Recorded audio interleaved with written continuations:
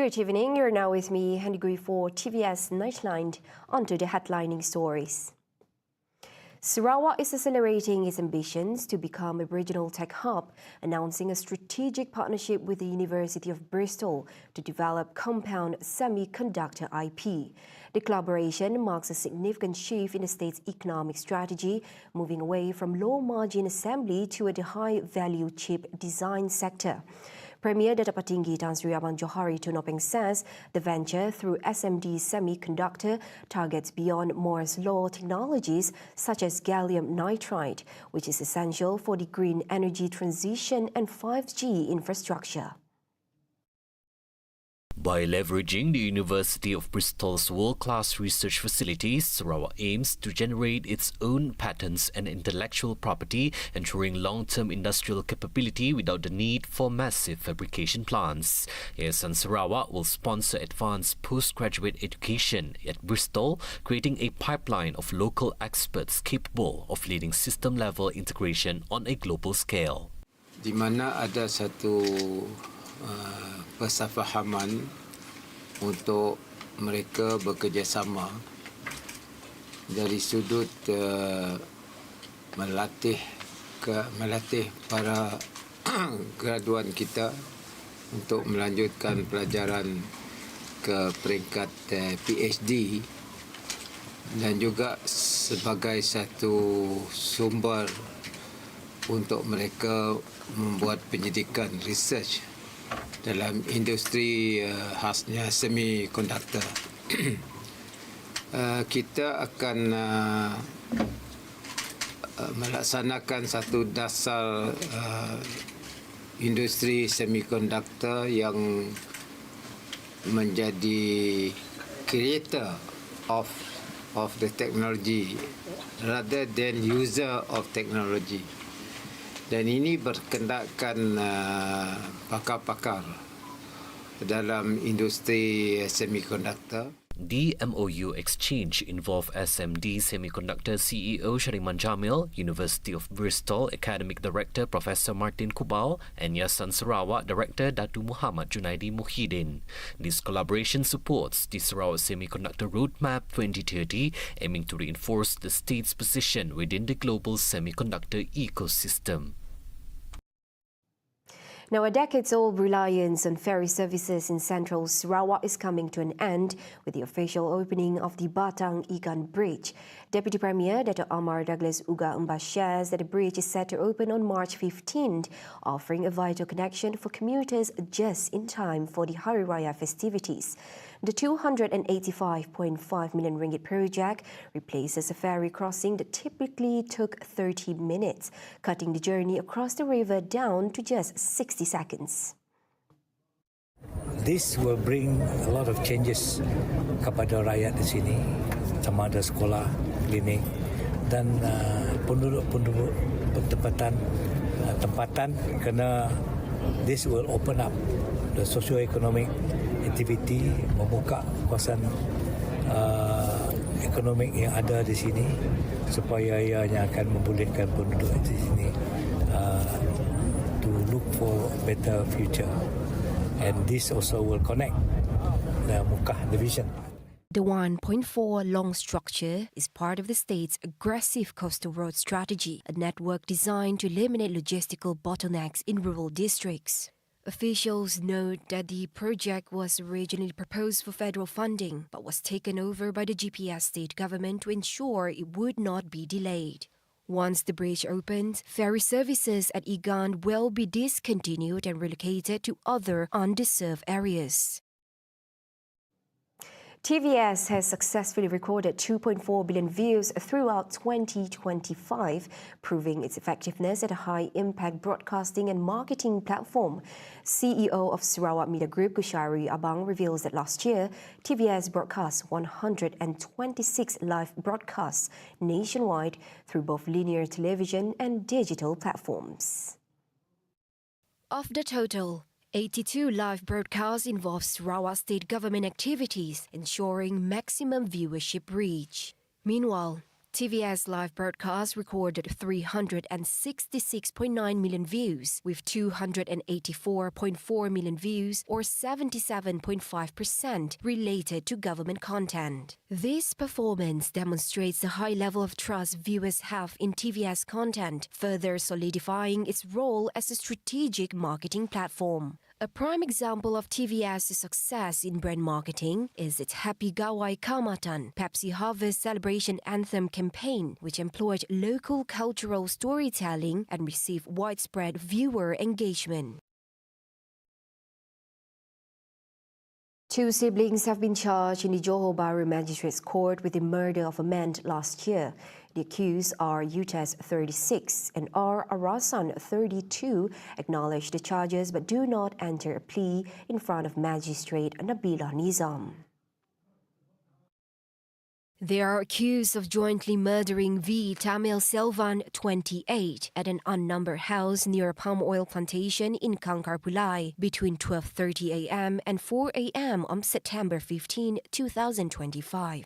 The duo faces charges under Section 302 of the Penal Code, read together with Section 34, which carries a penalty of death by hanging or imprisonment for 30 to 40 years, with a possible whipping of up to 12 strokes if not sentenced to death.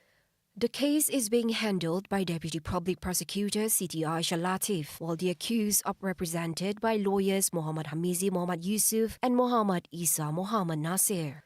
The court has set April 6 for the next mention of the case. Yesterday, the Johor Police Chief Dato' Ab Rahman Arsad reported that the husband of one of the 6 confirmed murder victims filed a report at the Iskandar Putri Police Headquarters on January 9 after discovering human remains while searching for his wife and children who had been reported missing. The investigation revealed that the 6 victims included a 35-year-old woman, a 19-year-old female teenager, 2 young girls aged 9 and 5, a 2-year-old boy, and a 28-year-old man. An unemployed man detained on suspicion of molesting and beating a 9-year-old girl in Bukit Sentosa, Rawang on January 29 will be charged in court by tomorrow at the latest. Selangor Police Chief Dato' Shazeli Kahar confirms the charge will be filed in the Kuala Kubu Bahru Magistrates Court under Section 325 of the Penal Code. Setelah dibuat tangkapan dan kertas siasatan pun telah dilengkapkan dan telah mendapat arahan untuk dijalankan pertuduhan di bawah Section 325 KK. On January 30th, Hulu Selangor District Police Chief Superintendent Ibrahim Husin announced the arrest of a 23-year-old local man who is suspected of beating and molesting the young girl. The incident occurred when the victim was on her way to a night market with her brother and sister. The suspect, who is unemployed, also tested positive for drugs.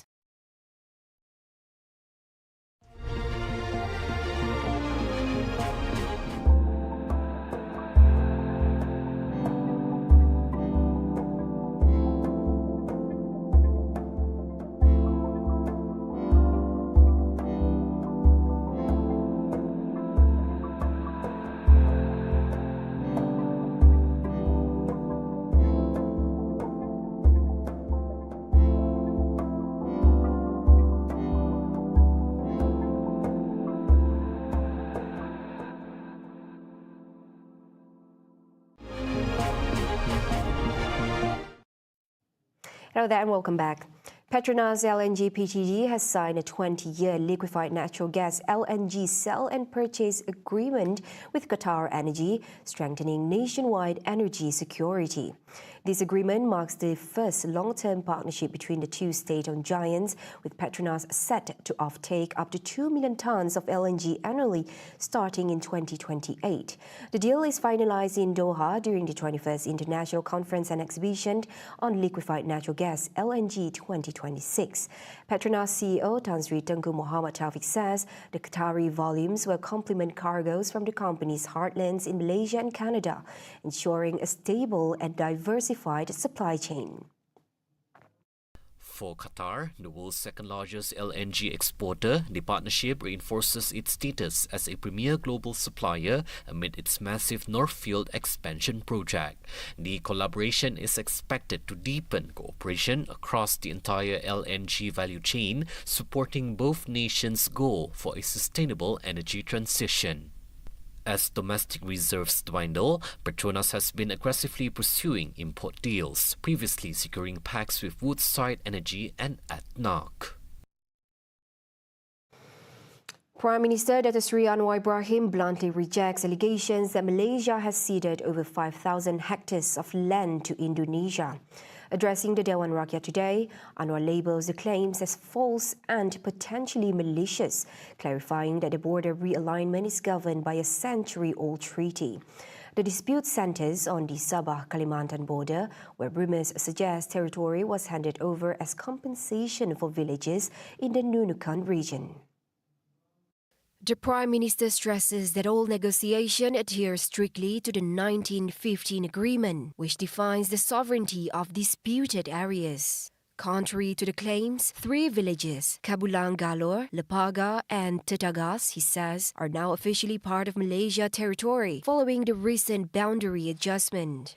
In defending the deal, Anwar highlights the technical criteria used to define sovereignty, rejecting the idea that land was used as a bargaining chip. Selatan. Maka pada pandangan Malaysia, semua lembangan sungai yang bermuara di utara garis latitude 420 tadi adalah kepunyaan Malaysia. Dan saya bentangkan juga betul supaya dapat difahami. Kawasan OPB sebelum ini tidak boleh dianggap sebagai kawasan milik mana-mana negara. Kerana kawasan itu merupakan kawasan rundingan dan penentuan sempadan yang masih belum dimuktamadkan sejak dulu lagi. Saya ingin menegaskan bahawa penentuan sempadan tidak bersandarkan pada prinsip pampasan atau timbal balik atau untung rugi. The issue gained traction following reports from Indonesia's National Border Management Agency regarding settlements on Sebatik Island. Anwar further warns that 9 remaining sectors across Sabah and Sarawak are still under discussion, urging opposition leaders to rely on data rather than rhetoric. The Prime Minister reiterates that no final agreement has been reached on other contentious areas, including the Ambalat Maritime Block. Now wrapping up the Nightline, the government has approved a loan allocation of 4.5 billion ringgit under the 12MP to implement 24 water supply projects in Sabah and Sarawak. Deputy Prime Minister Dato' Amar Fadilah Yusof states that this effort aims to ensure continuous access to treated water supply.